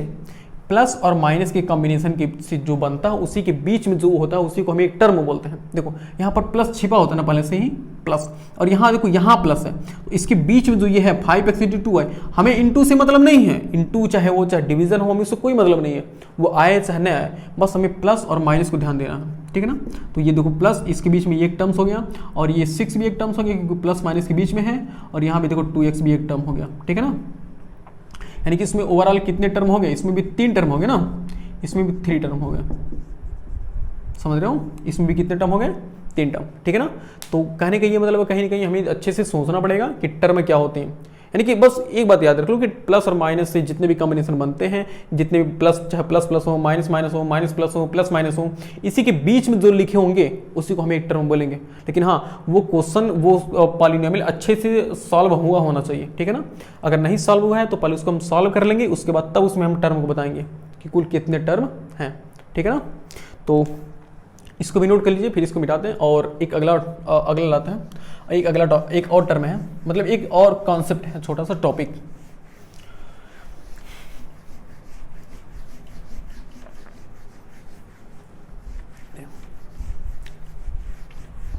देखो एक सब समझते हैं डिग्री क्या होती है, डिग्री एक समझते हैं डिग्री। देखो डिग्री और पावर में थोड़ा सा डिफरेंस होता है, डिग्री और पावर में थोड़ा सा डिफरेंस होता है कि डिग्री क्या होती है और पावर क्या होती है। उसके पहले मुझे चेक कर लेना चाहिए कि कैमरा ये ऑन है कि नहीं। हाँ बिल्कुल ऑन है, क्योंकि देखो यार कहीं कभी एक बार प्रॉब्लम हो गई। अभी इसी वीडियो को देखो मैं शूट कर रहा हूँ ना, इसको मैं लगभग 1 घंटे पहले ही पढ़ा चुके थे हम, इस वीडियो को 1 घंटे पहले ही पढ़ा चुके थे, उसके बाद कैमरा ऑन ही नहीं था। अब देखो पूरा का पूरा हमारा वीडियो एकदम खराब हो गया, मतलब कैमरा हमने ऑन ही नहीं किया था, वैसे 1 घंटा तक हम वीडियो शूट कर रहे थे, तो उसके लिए चेक करना पड़ रहा है। देखो डिग्री क्या होती है समझते हैं। डिग्री और पावर इसमें क्या, इसमें थोड़ा सा बावल होते हो कुछ, मतलब कुछ थोड़ा सा डिफरेंस होता है, तो समझते हैं क्या हो डिग्री और पावर में क्या डिफरेंस होता है। उसके लिए पहले एक एग्जांपल यहाँ पर सेट करते हैं। मान लो कि 3x square minus 5x plus 2 ऐसे लिखा हुआ है, ठीक है ना। देखो यहाँ पर ऐसे एक लिखा हुआ है, और अब देखो और एक और नहीं थोड़ा सा और अजीब लिखते हैं, 3x square Y square minus 5x plus 6 ऐसे लिखा हुआ है। देखो तो अब यहाँ पर पावर, तो पावर अगर अच्छा मान लो कोई हमसे पूछता है कि बताओ इसमें x की पावर कितनी है, तो हम कहेंगे पहले ये बताओ तो पावर किस, x कौन सा x पावर, भाई यहाँ पर 2x है ना, तो किस x की तुम बात कर रहे हो। अगर वो कहा कि पहले टर्म्स की, तो पहले टर्म, अच्छा बताओ इसमें 3 टर्म है ना, ये एक टर्म है, ये भी एक टर्म है और ये एक टर्म है, तो वो कह रहे हैं कि पहले टर्म की बात करना। तो हाँ अब कहेंगे कि हाँ ऐसे पूछो पहले टर्म में x की पावर कितनी है, तो हम बताएंगे कितनी पावर है, 2 पावर है। अगर वो पूछता कि दूसरे टर्म में x की कितनी पावर है, तो हम बताते 3 पावर की, मतलब होता कि इसको कितनी बार मल्टीप्लाई किया गया है, तो हम बताते कि यहाँ पर 1 बार है, यहाँ पर 2 बार। तो अगर पूछता कि वो y की पावर कितनी है, तो हम देखते हैं हाँ यहाँ पर एक ही पावर y है, तो y की पावर कितना बना देते हैं, 2 बना देते हैं, 2 बता देते ना। लेकिन अब अगर कहीं की डिग्री, तो डिग्री के लिए डिफिनीशन टाइप होती है। डिग्री ये कहती है कि पहले एक टर्म को डिफाइन कर लो, ठीक है ना, तुम सभी टर्म को अलग कर लो। टर्म को अलग करने के बाद देखो, टर्म को अलग करने के बाद क्या करते हैं, sum of power of variable, variable की पावर को सम कर लो। पहले देखो डिग्री कहती है कि पहले टर्म को अलग कर लो, ठीक है ना। टर्म को अलग करने के बाद सम ऑफ पावर ऑफ वेरिएबल, तुम वेरिएबल की पावर को सम कर लो, उसके बाद जो हाईएस्ट पावर आएगी, जो हाईएस्ट पावर आएगी, उसी हाईएस्ट पावर को ही क्या नाम दोगे, उसी हाईएस्ट पावर को ही डिग्री नाम देंगे हम। समझते हैं क्या कर रहा है, कुछ अजीब सा कर रहा है ना, बिल्कुल देखते हैं। देखो कह रहा है कि डिग्री कह रहा है कि ऐसा, पहले तुम क्या करो टर्म को डिफाइन करो, टर्म को डिफाइन करने के बाद सम ऑफ पावर ऑफ वेरिएबल, यानी कि वेरिएबल की पावर को सम करो। देखो वेरिएबल की पावर को सम करो, वेरिएबल की पावर को सम करने के बाद जो हाईएस्ट पावर आएगी उसी को हम उसकी डिग्री बोलेंगे। समझते हैं? देखो इसमें हमने टर्म को अलग कर दिया। देखो कह रहा है कि पहले टर्म को अलग करो, हमने 3 टर्म, देखो 3 टर्म थे हमने अलग कर लिया। उसके बाद कह रहे हैं कि sum of power of variable, variable की पावर को सम करो, मतलब हर एक टर्म की वेरिएबल की पावर को सम कर लो। तो यहाँ एक पहला टर्म है ना, इसमें कितने वेरिएबल हैं? 2 वेरिएबल, तो दोनों वेरिएबल की पावर को सम कर लो। पावर 2 पावर कितना हो गया? 4 हो गया। और यहाँ पर एक ही पावर है ना, तो इसको क्या सम करना है?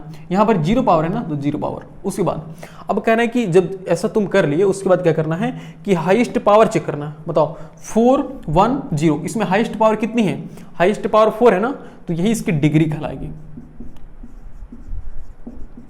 ये इसकी क्या कहलाएगी? डिग्री कहलाएगी। यानी इस एक्सप्रेशन की डिग्री कितनी है? 4 है। ठीक है ना? तो डिग्री क्या कहती है? डिग्री कहती है कि किसी भी एक टर्म्स के वेरिएबल की पावर को ऐड करने के बाद जो आती है हाईएस्ट पावर, उसी हाईएस्ट पावर को ही हम उसकी डिग्री बोलते हैं। एक एग्जांपल समझते हैं, एकदम टेंशन बिल्कुल नहीं। देखो अगर हमारे पास है 5xy z² minus 6xy plus 2, एक क्वेश्चन ऐसे है। अगर हमसे इसमें पूछे कि डिग्री बताओ, तो हम क्या देखो डिग्री का रूल क्या है? पहले टर्म को डिफाइन करो, याद कर लो ये रूल। डिग्री को पहले टर्म को डिफाइन कर लो, ठीक है ना? ये टर्म को डिफाइन हमने कर लिया।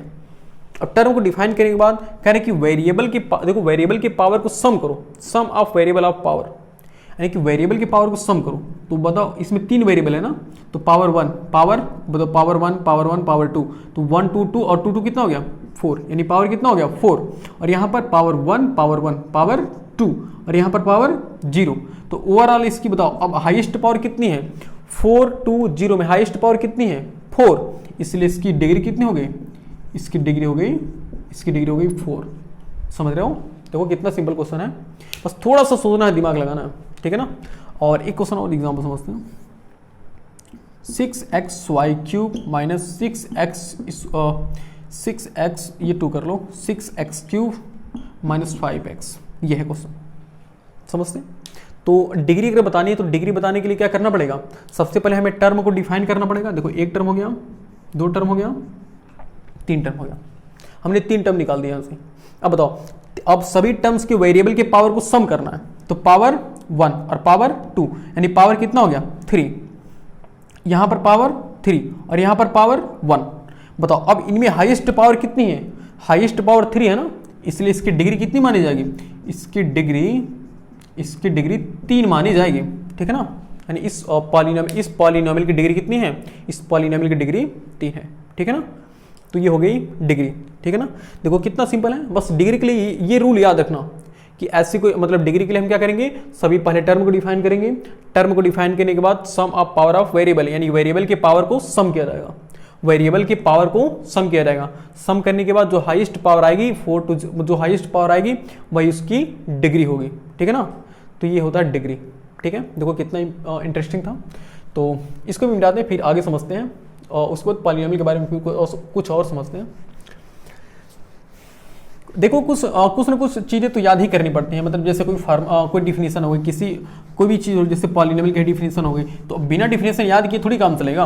अब कहोगे सर आप तो कहते हैं याद करने के लिए, कुछ टीचर कहते हैं मैथमेटिक्स में कुछ याद ही ना करो, तो देखो यार कोई टीचर ऐसा नहीं कहेगा कि मैथमेटिक्स में कुछ याद ही ना करो, और जो कर रहे हैं वो गलत कर रहे हैं, क्योंकि ऐसा है ना कि मैथमेटिक्स में याद नहीं किया जाता है। हाँ याद किया जाता है, लेकिन याद करने के मुकाबले प्रैक्टिस ज़्यादा की जाती है, प्रैक्टिस ज़्यादा की जाती है। इसी वजह से हम कहते हैं कि इसी वजह से कहा जाता है कि मतलब क्वेश्चन को ज़्यादा प्रैक्टिस करना चाहिए, क्योंकि अगर हमें फार्मूला नहीं पता है, हमें डिफिनीशन नहीं पता है, तो हम क्वेश्चन को जो प्रैक्टिस करेंगे बार बार ना, तो डिफिनीशन अपने आप याद आ जाती है। तो इसीलिए कहा जाता है कि बार बार क्वेश्चन को प्रैक्टिस किया करो।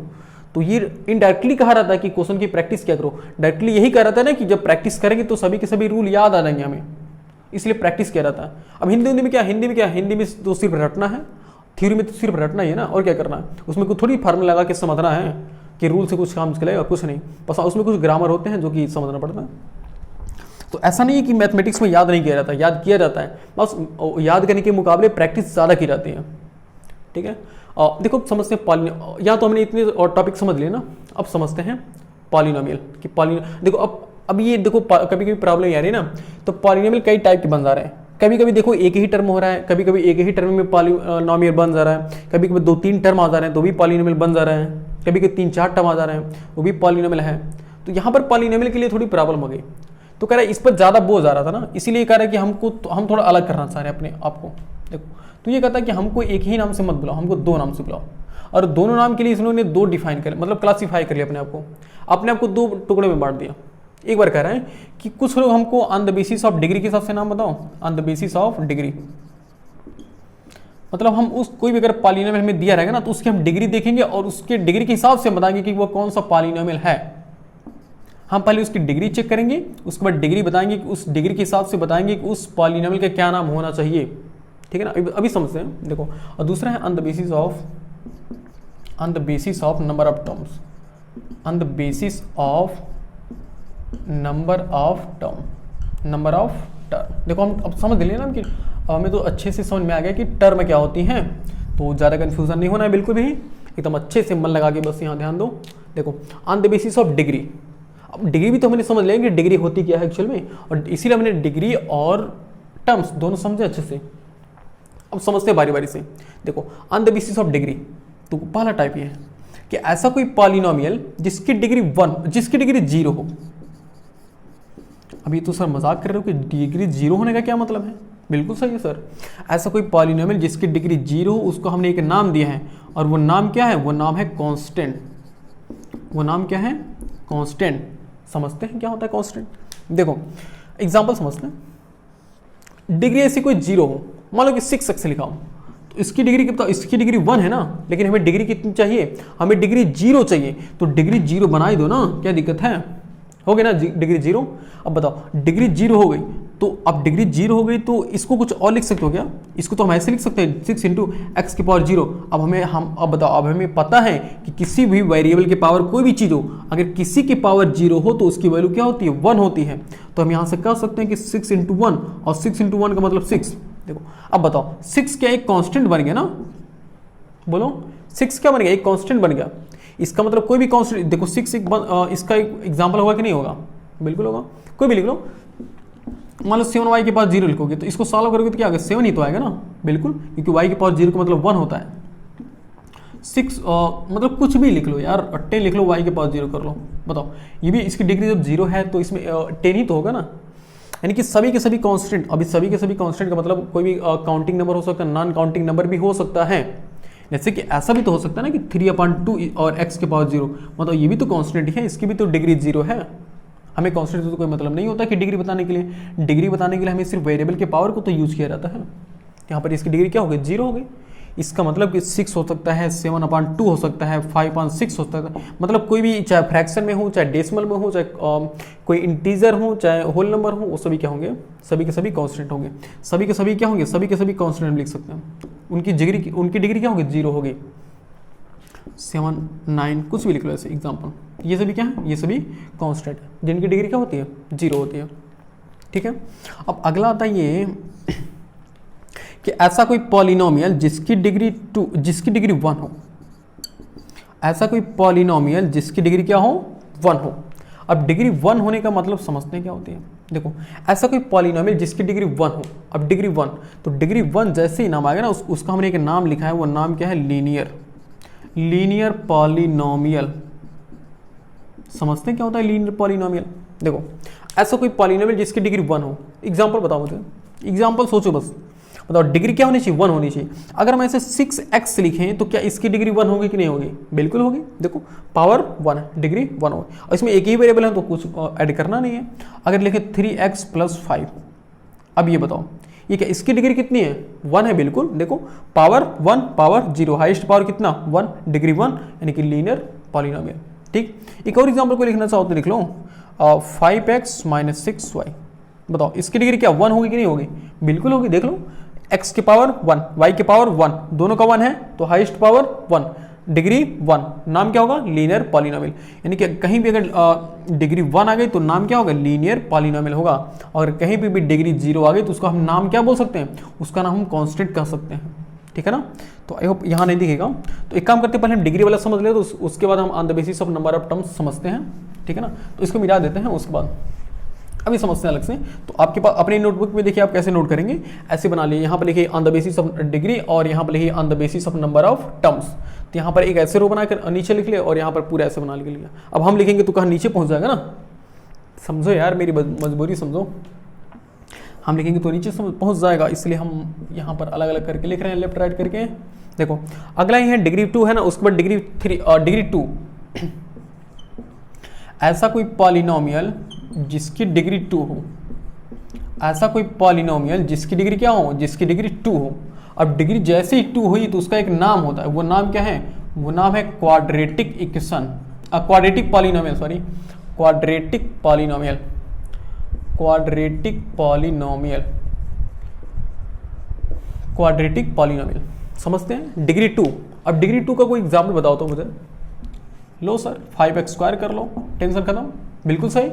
पावर कितनी है, पावर 2 है ना, तो डिग्री 2 होने का मतलब नाम क्या होगा, क्वाड्रेटिक पॉलिनोमियल। यानी कि अब ये याद करना पड़ेगा कि जिसकी डिग्री 0 नाम होगा कांस्टेंट, जिसकी डिग्री 1 नाम होगा लीनियर, जिसकी डिग्री 2 नाम क्या होगा, क्वाड्रेटिक पॉलिनोमियल। ठीक है ना। अगला एग्जाम्पल समझते हैं। और 2x² - 5x + 6। इसमें देखो, इसमें भी देखो वेरिएबल की पावर कितनी है, 2 है, वेरिएबल की पावर 1 है, हाईएस्ट पावर कितनी 2, डिग्री 2, नाम क्वाड्रेटिक। सही है, बिल्कुल सही है सर। अगर ऐसे लिखो 6x की पावर 2 - 7x, ऐसे कर लो, बताओ ये क्या डिग्री 2 मतलब क्वाड्रेटिक है कि नहीं, बिल्कुल है। देख लो x की पावर 2, x की power 1, degree 2, degree 1, highest power 2, highest power 2, इसका मतलब डिग्री 2, और डिग्री 2 होने का मतलब नाम क्या होगा, क्वाड्रेटिक पॉलिनोमियल। ठीक है ना। ऐसे आप एग्जांपल आगे लिख सकते हैं, नो टेंशन। ठीक है ना। देखो कितना आसान है, कितना इंटरेस्टिंग है ना, समझते रहो बस आगे। 4th वाला समझते हैं। देखो ऐसा कोई पॉलिनोमियल जिसकी डिग्री 3 हो सकती है ना, ऐसा कोई पॉलिनोमियल जिसकी डिग्री क्या हो, जिसकी डिग्री 3 हो, उसका नाम हम ले सकते हैं, उनका हम नाम एक लिख सकते हैं क्यूबिक। उसका नाम क्या हो सकता है, क्यूबिक पॉलिनोमियल। उसका नाम क्या है, क्यूबिक पॉलिनोमियल। एग्जांपल समझते हैं। ऐसा कोई पॉलिनोमियल जिसकी डिग्री 3 हो तो उसको हम क्या नाम देंगे, क्यूबिक पॉलिनोमियल। एग्जांपल समझते हैं। देख लो डिग्री 3, x की पावर 3 लिख लो, कोई टेंशन है क्या, बिल्कुल नहीं है। पावर 3, डिग्री 3, नाम क्यूबिक, कितना ही सिंपल। कोई और एग्जांपल, 3x की पावर 3 कर लो, -5x की पावर 2 कर लो, +6 कर लो। देख लो डिग्री कितनी है, 3। देखो पावर 3, पावर 2, पावर 1, यानी कि हाईएस्ट पावर 3, डिग्री 3, नाम क्यूबिक पॉलिनोमियल। सिंपल है ना। एक और एग्जांपल को देख लो, अगर हम ऐसे लिखे 3xyz + 2, तो क्या ये सही बात है, इसकी डिग्री 3 है, बिल्कुल, क्योंकि डिग्री क्या होती है, किसी भी टर्म्स के वेरिएबल की पावर को हम ऐड करते हैं ना, वही इसकी डिग्री होती है। देखो पावर 1, पावर 1, पावर 1, यानी कि x y तीनों की पावर 1 है ना, तो तीनों की पावर को हम जोड़ेंगे तो कितना होगा, 3 होगा। और जैसे डिग्री 3 तो मतलब जैसे ही पावर 3 तो डिग्री 3, और डिग्री 3 नाम क्यूबिक पॉलिनोमियल। ठीक है ना, कितना सिंपल है। और इसके बाद आप ऐसे एग्जाम्पल अपने से सेट कर सकते हो जो भी मन में आए, बस डिग्री 3 होनी चाहिए। ठीक है ना। और एक एग्जाम्पल और समझते हैं 5। ऐसा कोई पॉलिनोमियल जिसकी डिग्री 4 हो, ऐसा कोई पॉलिनोमियल जिसकी डिग्री क्या हो, 4 हो, उसका एक नाम होता है, वो नाम होता है, देखो इसका नाम होता है बाइक्वाड्रेटिक, बाइक्वाड्रेटिक या क्वार्टिक नाम होता, या क्वार्टिक, क्या बाइक्वाड्रेटिक या क्वार्टिक नाम होता है। ठीक है ना, जिसकी डिग्री 4 हो।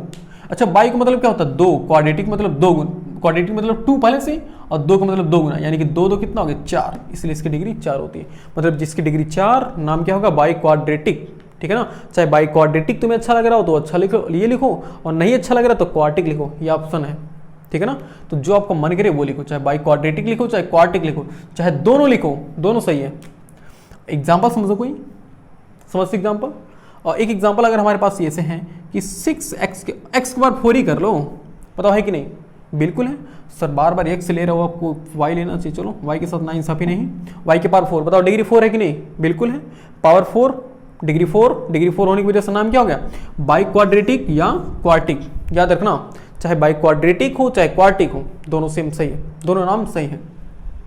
और एग्जाम्पल, और 6x की पावर 3 - 2y की पावर 2, ये बताओ ये क्या क्वाड्रेटिक है, मतलब क्या बाई क्वाड्रेटिक है, नहीं है, -6x⁴ करना पड़ेगा।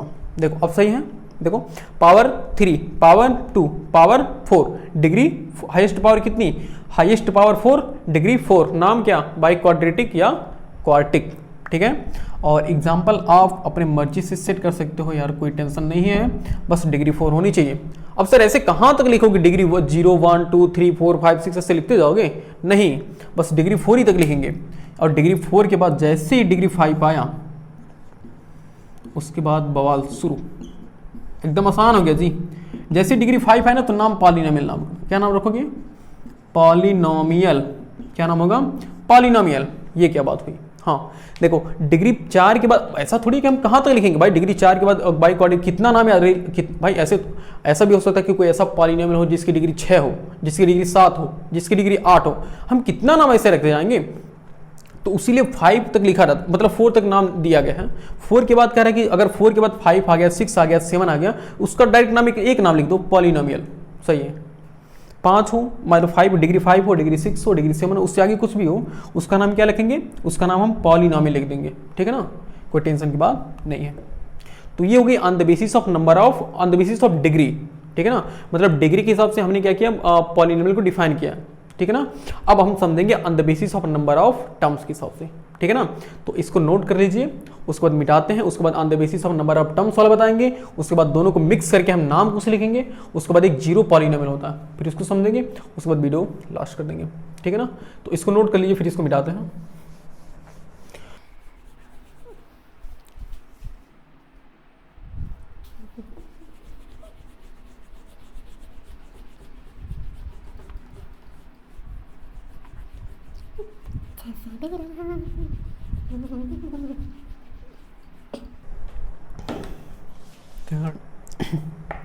देखिए अब समझते हैं कि जैसे हमने पॉलिनोमियल को दो तरह से क्लासिफाई किया था ना, एक on the basis of number, on the basis of degree, और दूसरा on the basis of number of terms. तो इसी को हम यहाँ पर लिख रहे हैं, आप लोग राइट में लिखिएगा, ऑन द बेसिस ऑफ,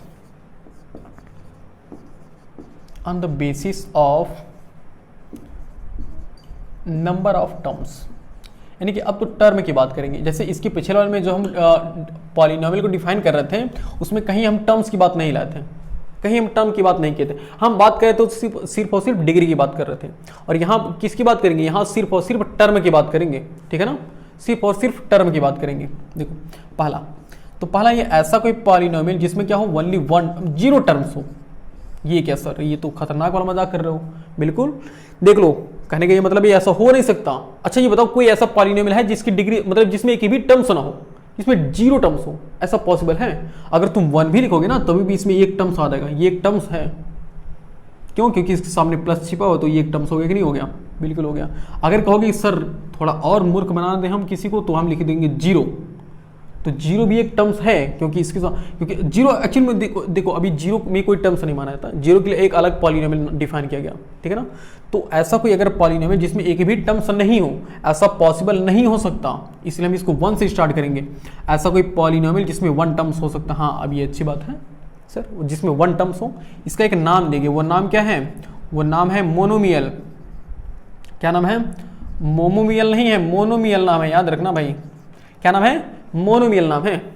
समझते एग्जाम्पल, एग्जाम्पल बता दो, लिख लो सर, एक्स ही लिख लो, बताओ एक टर्म्स है कि नहीं, बस। अच्छा देखो इसमें कहीं ना कहीं इसमें डिग्री की बात नहीं करनी है, डिग्री चाहे कुछ भी रहे उससे मतलब नहीं है, हमें सिर्फ टर्म से मतलब है, हम टर्म को काउंट करेंगे, अगर एक टर्म है तो नाम रखेंगे मोनोमियल, ठीक है ना। एक्स की पावर 2 कर लो, एक टर्म्स है कि नहीं बताओ, बस एक टर्म्स है, नाम क्या होगा, मोनोमियल हो गया। 6x की पावर 5 कर लो, कितने टर्म्स हैं, एक टर्म्स है, नाम क्या हो गया, मोनोमियल। ओनली 5 कर लो, बताओ ये भी क्या है, मोनोमियल है कि नहीं, इसमें कितने टर्म्स हैं, एक टर्म्स है। 6x² y², कितने टर्म्स हैं, एक टर्म्स है, क्योंकि टर्म्स को डिफाइन कौन करता है, टर्म्स को डिफर प्लस और माइनस करता है ना, तो यहाँ पर तो इनटू है, इसका मतलब एक ही टर्म्स है, इसका मतलब ये क्या है, मोनोमियल। ऐसे एग्जाम्पल आप चाहे तो लिख सकते हैं, मतलब ऐसा कोई पॉलिनोमियल जिसमें एक टर्म्स हो उसका नाम क्या होगा, मोनोमियल होगा। और दूसरा समझते हैं टर्म 2, ऐसा कोई पॉलिनोमियल जिसमें 2 टर्म हो, समझते हैं, ऐसा कोई पॉलिनोमियल जिसमें 2 टर्म्स हो, तो इसका एक नाम दिया गया, वो नाम क्या है, वो नाम है बाइनोमियल, बाइनोमियल, ठीक है ना, उसका नाम क्या है, बाइनोमियल, देखो दो टर्म्स बाइनोमियल, एक टर्म्स मोनोमियल। एग्जांपल समझ लो, 3x माइनस 2 कर लो, देखो दो टर्म्स है कि नहीं है, बिल्कुल है। 5x माइनस 3 कर लो, 5x माइनस 4y कर लो, देखो दो टर्म्स है कि नहीं है, बिल्कुल है। देखो एक टर्म्स दो टर्म्स हो गए, दो टर्म्स नाम बाइनोमियल। ऐसे एग्जांपल हम लिख सकते हैं जो भी मन में आए, ठीक है। बस कितने टर्म्स होने चाहिए, दो टर्म्स होने चाहिए। उसकी डिग्री चाहे 2 करो चाहे 5 करो, हमें से कोई फर्क पड़ने वाला नहीं है। बस हमें मतलब है तो सिर्फ टर्म से मतलब है, ठीक है ना, डिग्री से कोई मतलब नहीं है। क्योंकि डिग्री की जब बात चली थी तो हम डिग्री की बात कर रहे थे, और यहाँ टर्म की बात चली तो हम टर्म की बात करेंगे, ठीक है ना। और अब आते हैं, दो हो गया, चलो यहाँ देखते हैं। और ये देख लो, तो यहाँ पर आई थिंक दिखना चाहिए, मेरे ख्याल से चेक कर लेते हैं हम। वैसे दिखेगा ही, अभी तो बहुत जगह सर, देखो दिखेगा। ऐसा कोई पॉलिनोमियल जिसमें 3 टर्म हो, कितने टर्म हो, 3 टर्म हो। तो ऐसा कोई पॉलिनोमियल जिसमें 3 टर्म हो, उसका नाम क्या होगा, उसे सोच भी लो। देखो मोनोमियल बाइनोमियल, तो क्या ना अगला वाला क्या होगा, अगला वाला तो जाहिर सी बात है सर ट्राइनोमियल ही होगा। बिल्कुल, आप तो अच्छा ही जान रहे हो, क्या नाम होगा, ट्राइनोमियल। कोई एग्जाम्पल बताना चाहोगे? बिल्कुल सर, इसमें 3 टर्म्स होने चाहिए, डिग्री कुछ भी हमें उससे नहीं मतलब है। 3x की पावर 2 प्लस 5x माइनस 6, कितने टर्म्स हैं, 3 टर्म्स हैं, नाम क्या होगा, ट्राइनोमियल नाम होगा। कोई और एग्जाम्पल लिख लो, 5x माइनस 6y प्लस 1, कितने टर्म्स, 3 टर्म्स, नाम क्या, ट्राइनोमियल। ओके, ऐसे भी एग्जाम्पल चाहे जितना चाहे तो लिख सकते हैं, कोई प्रॉब्लम होने वाली बात नहीं है, ठीक है ना। अब समझते हैं अगला, यानी कि 4th वाला। हमने पढ़ लिया ट्राइनोमियल ना, देखो 3 टर्म्स, अब ऐसा 4 टर्म्स हो गया, 4 टर्म्स। और देखो ऐसा कोई पॉलिनोमियल जिसमें क्या हो, 4 टर्म्स हो, जिसमें कितने टर्म्स हो, 4 टर्म्स हो, उसका नाम क्या होगा, उसका नाम एक है, उसका एक नाम दिया गया है, वो नाम क्या है, मल्टीनोमियल। बल्टीनोमियल नहीं यार, मल्टीनोमियल, ध्यान से सुनो, मल्टीनोमियल नहीं, मल्टीनोमियल है, बल्टीनोमियल नहीं, याद रखना, ठीक है ना। मल्टीनोमियल मतलब 4 टर्म्स हो तो क्या नाम रखेंगे, मल्टीनोमियल। एग्जाम्पल, कोई एग्जाम्पल लो, बस टर्म कितने होने चाहिए, 4 टर्म होने चाहिए। देखो 6x² minus 5x plus 6y plus 2, कितने टर्म्स हो गए, 4 टर्म्स, चेक कर लो, 1 2 3 4, कितने टर्म्स, 4 टर्म्स, नाम क्या हो गया, मल्टीनोमियल। मल्टीनोमियल याद रखना यार। देखो कोई और एग्जाम्पल लिख लो, देखो 6y की पावर 4 माइनस 2y की पावर 3 माइनस 6y की पावर 2 प्लस 2, देखो कितने टर्म्स, 4, 1 2 3 4, 4 टर्म्स हो गए ना, नाम क्या होगा, मल्टीनोमियल। बस हमेशा देखना कि बस 4 टर्म्स होने चाहिए, 4 से कम नहीं होना चाहिए। डिग्री तो कुछ भी रहे यार, डिग्री से कोई मतलब नहीं है, चाहे डिग्री 2 रहे, चाहे 4 रहे, चाहे 10 रहे, 20 रहे, कुछ नहीं फर्क पड़ने वाला, बस 4 टर्म्स होने चाहिए, ठीक है ना। तो 4 टर्म्स नाम हो गया मल्टीनोमियल। अब सर इसमें भी कहाँ तक लिखेंगे, बस 4 ही तक लिखेंगे यार। 4 के बाद जैसे ये 5 को पर पहुंचा, यानी कि टर्म इसमें कितना आ गया, अगर टर्म 5 टर्म्स आ गए इसमें, तो उसका हम नाम क्या रखेंगे, पॉलिनोमियल। क्या नाम होगा, पॉलिनोमियल। बिल्कुल, चाहे वो डिग्री वाला हो, चाहे वो डिग्री वाला हो, चाहे वो टर्म्स वाला हो, अगर उसमें टर्म 5 आ गया, डिग्री 5 आ गई, उसका नाम क्या रखेंगे, पॉलिनोमियल। भाई ऐसे हम कहाँ तक यूज करेंगे, क्योंकि अगर हम 12 की बात करें तो 12 में मैक्सिमम जाता तो 4 डिग्री तक जाता है, 4 डिग्री के बाद 12 में भी नहीं आता। हालांकि हम तो 9th में पढ़े हैं, मतलब 9 10th में 3 ही तक आता है, यानी कि टर्म 3 आता है, टर्म 4 5 आ सकता है, लेकिन डिग्री 3 ही 4 आता है, ठीक है ना। तो ये हो गई, हमने देखो पॉलिनोमियल को डिफाइन कर लिया ना। पॉलिनोमियल को हमने 2 तरह से डिफाइन किया है, on the basis of degree और on the basis of number of terms. हमने बता दिया इसमें ऑन द बेसिस ऑफ, देखिए on the basis of degree में क्या होते हैं, 4 होते हैं। पहला क्या होता है, अगर डिग्री 0 हो तो नाम क्या होगा, कांस्टेंट नाम होगा। डिग्री 1 हो तो क्या नाम होगा, लीनियर नाम होगा, लीनियर पॉलिनोमियल। डिग्री 2 हो तो क्या नाम होगा, क्वाड्रेटिक पॉलिनोमियल। डिग्री 3 हो तो क्या नाम होगा, क्यूबिक पॉलिनोमियल। डिग्री 4 हो तो क्या नाम होगा, चाहे बाई क्वाड्रेटिक का हो या क्वार्टिक हो, बात सेम है। और जैसे डिग्री 5 पर पहुंची, हम क्या नाम रख देंगे, पॉलिनोमियल, सबके लिए, ठीक है ना। और वैसे ही on the basis of number of terms, जिसमें एक टर्म्स हो उसका नाम क्या होगा, मोनोमियल। इसमें 0 टर्म्स एग्जिस्ट नहीं कर सकते, पॉसिबल ही नहीं है कि ऐसा कोई एक्सप्रेशन लिखा रहा है जिसमें 0 टर्म्स हो। तो जिसमें एक टर्म्स होंगे नाम क्या होगा, मोनोमियल। जिसमें 2 टर्म्स होंगे नाम क्या होगा, बाइनोमियल। जिसमें 3 टर्म्स नाम क्या होगा, ट्राइनोमियल। जिसमें 4 टर्म्स नाम क्या होगा, मल्टीनोमियल। बल्टीनोमियल नहीं यार, मल्टीनोमियल। जिसमें 5 टर्म्स हो, तो जैसे ही 5 टर्म्स पर पहुंचा तो नाम क्या होगा, पॉलिनोमियल, ठीक है ना। इसमें एक कंफ्यूजन वाली ये बात है कि 0 वाली बात है, कहीं देखो हमने 0 की बात नहीं की है पॉलिनोमियल में, कि पॉलिनोमियल जीरो बना रहा था, हमने इसको कंफ्यूज कर दिया, मतलब उसको हमने इग्नोर कर दिया।